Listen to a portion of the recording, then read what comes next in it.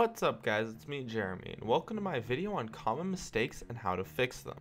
I've compiled a list of 7 mistakes that I find people make a lot and are very detrimental to a team's play. It's possible that there are more that I've missed, but I feel that these 7 are a very solid list. So let's get started. The first mistake people make very often is overextending. This is where you push too far out and get caught from either a gank or simply just an initiation. If this is a major mistake that you make, what you need to do to fix it is increase your overall map awareness. Buy some more wards and expect ganks to come. Don't push out unless you have teammates with you. By expecting ganks, you will play more safely when you are pushed up really far, and thus be ready for those ganks that are inevitable, and then be able to live. The second mistake that people make a lot is staying too long.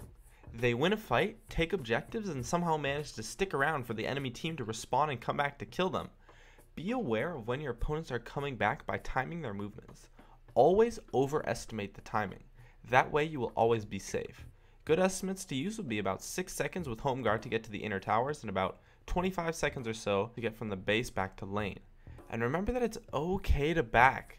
It's very risky to stay in lane for a long time when you are low, unless your opponent is low as well, and even then it's still a little risky. Know your limits and just be willing to back and lose out on a few CS, because it is well worth avoiding the death. The third mistake people make frequently is not fighting 5v5. You have a teammate missing for whatever reason, and people don't notice and they fight 4v5. This can simply be fixed by always checking your minimap before a fight, but most often what happens is that you get engaged on 4v5. Getting engaged on is almost always the worst way to fight, and even more so when it's 4v5, so you just need to back off and play safe. Even if you have to forfeit objectives, fighting 4v5 unless you have a significant advantage, or you have something such as a tower to help you in the fight, is always a bad idea, as the fight will likely cost you much more than just giving up the objective. Avoid the engage simply by playing safe until your last teammate can arrive. In correlation with the last one, the fourth mistake that people make is trying to take objectives when you should be elsewhere.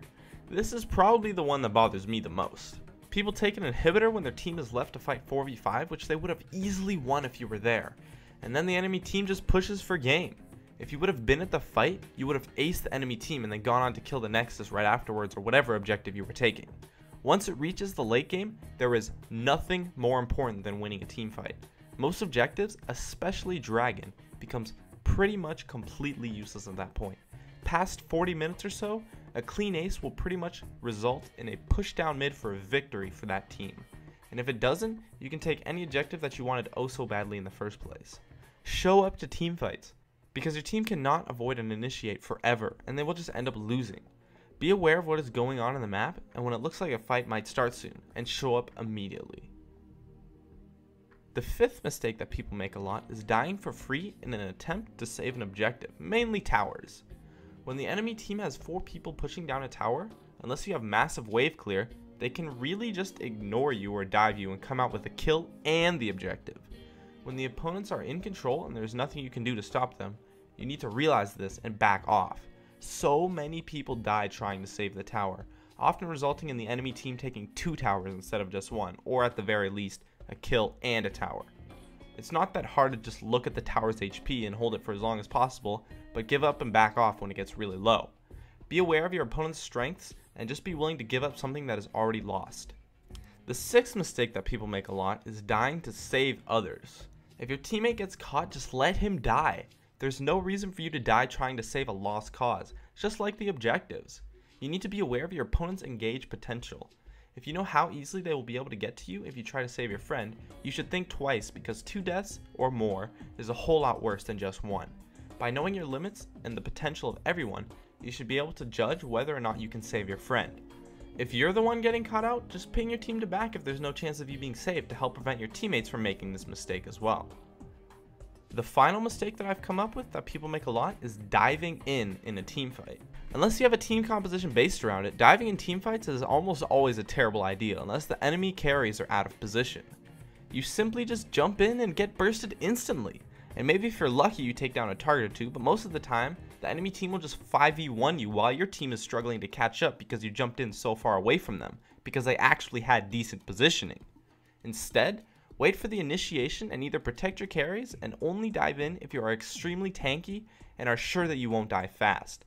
And if you do dive in, make sure your team can follow you up at the very least by being aware of their positioning.